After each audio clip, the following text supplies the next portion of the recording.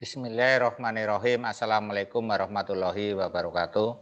Selamat siang Sobat Ilmiah. Pada siang hari ini kita akan membahas tentang kesalahan umum atau kesalahan yang sering terjadi pada penyusunan kuesioner penelitian.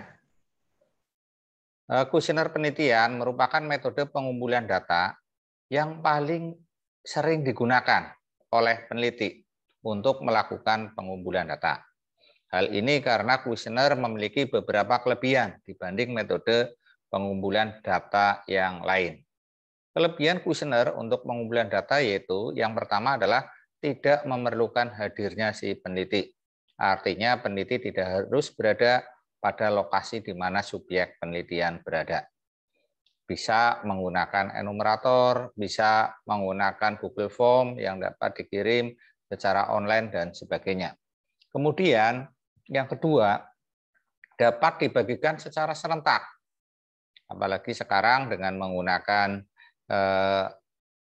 Google Form, misalnya, dapat dikirimkan secara online sehingga dapat dilakukan pembagian kuesioner secara serentak. Kemudian yang ketiga, dapat dijawab oleh responden sesuai dengan waktu yang ada. Artinya ketika responden waktunya senggang dapat langsung dijawab, tetapi jika sedang sibuk dapat ditunda dan diisi pada waktu yang lebih senggang. Kemudian kelebihan yang berikutnya adalah dapat dibuat anonim, artinya tanpa menyebutkan nama atau identitas dari responden. Ini terutama apabila menanyakan hal-hal yang sifatnya sensitif. Dan kelebihan berikutnya adalah kuesioner dapat dibuat standar.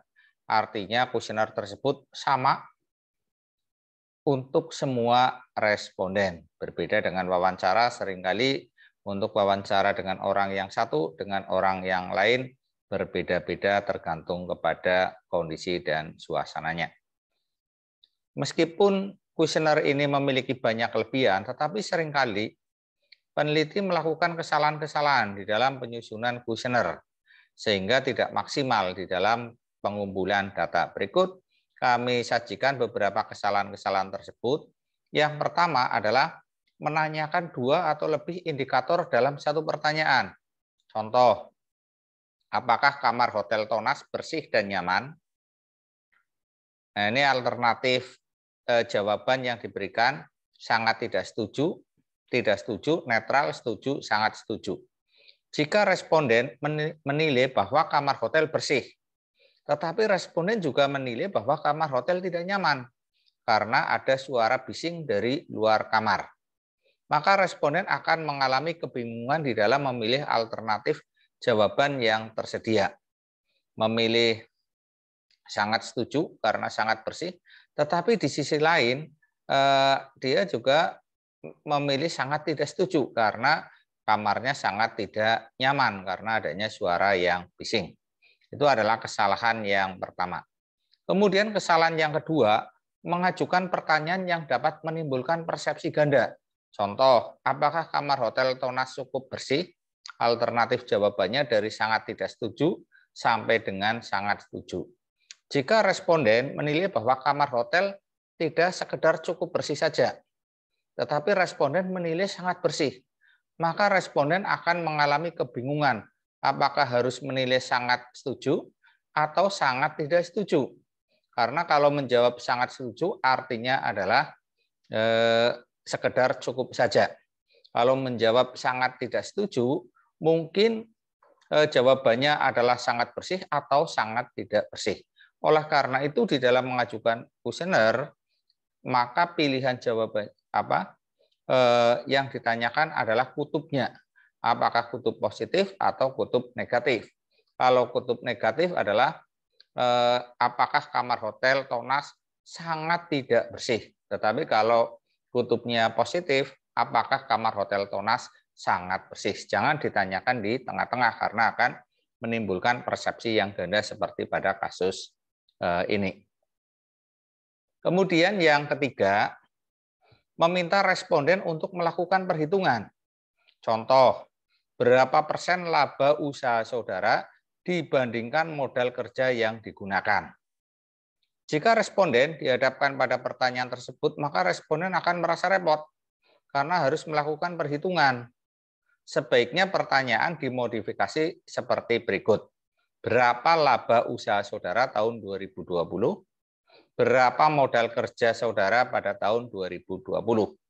Jika laba usaha pada tahun 2020 misalnya 10 juta, modal kerja usahanya adalah 100 juta, maka 10%. Proses perhitungan dilakukan oleh peneliti setelah data ditabulasi, sehingga tidak merepotkan responden untuk melakukan perhitungan. Apalagi jika jumlah pertanyaan banyak. Hal ini supaya responden tidak seperti sedang ujian matematika. Nanti responden akan merasa pusing, repot, karena harus melakukan perhitungan. Padahal kalau dilakukan perhitungan oleh peneliti setelah ditabulasi merupakan pekerjaan yang relatif lebih mudah. Kemudian yang berikutnya adalah kesalahan yang keempat, mengajukan pertanyaan yang mengarahkan jawaban responden. Contoh, untuk meningkatkan semangat kerja, pegawai sangat diperlukan untuk meningkatkan semangat kerja pegawai, sangat diperlukan peningkatan kesejahteraan pegawai. Salah satu usaha untuk meningkatkan kesejahteraan pegawai adalah dengan meningkatkan tunjangan kinerja pegawai. Oleh karena itu, diperlukan peningkatan anggaran untuk membayar tunjangan kinerja pegawai. Apakah Anda setuju? Pilihan jawabannya tidak setuju dan setuju. Jika responden dihadapkan pada pertanyaan seperti itu, maka pada umumnya responden akan menjawab setuju. Karena kalimat pertama di dalam pertanyaan tersebut sudah mengarahkan jawaban setuju. Ini adalah contoh pertanyaan yang mengarahkan jawaban responden. Kemudian yang berikutnya, kesalahan yang berikutnya adalah kesalahan yang kelima, mengajukan pertanyaan dengan menggunakan istilah yang sangat teknis. Contoh, penelitian yang dilakukan untuk mengetahui pertimbangan pedagang pasar di dalam memilih bank untuk menempatkan depositonya. Pertanyaannya sebagai berikut. Apakah capital adequacy ratio (CAR) suatu bank menjadi pertimbangan saudara untuk menempatkan deposito? Pilihannya tidak menjadi pertimbangan dan menjadi pertimbangan. Mungkin responden tidak memahami istilah CAR. Namun karena khawatir dianggap tidak memiliki pengetahuan luas, maka responden akan menjawab sekenanya.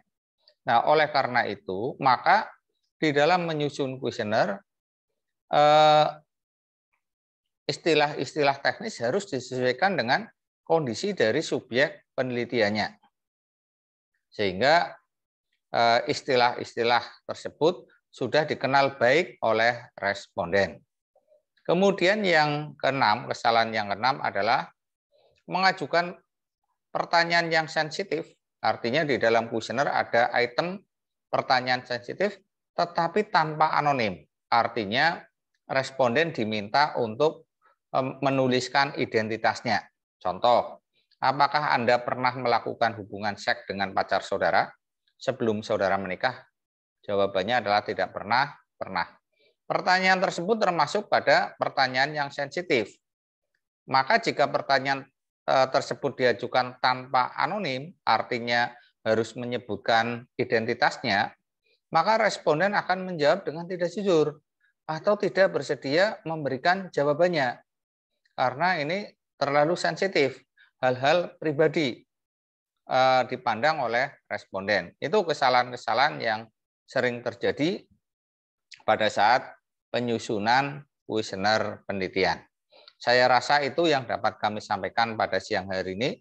Terima kasih atas perhatiannya, mudah-mudahan bermanfaat. Wassalamualaikum warahmatullahi wabarakatuh.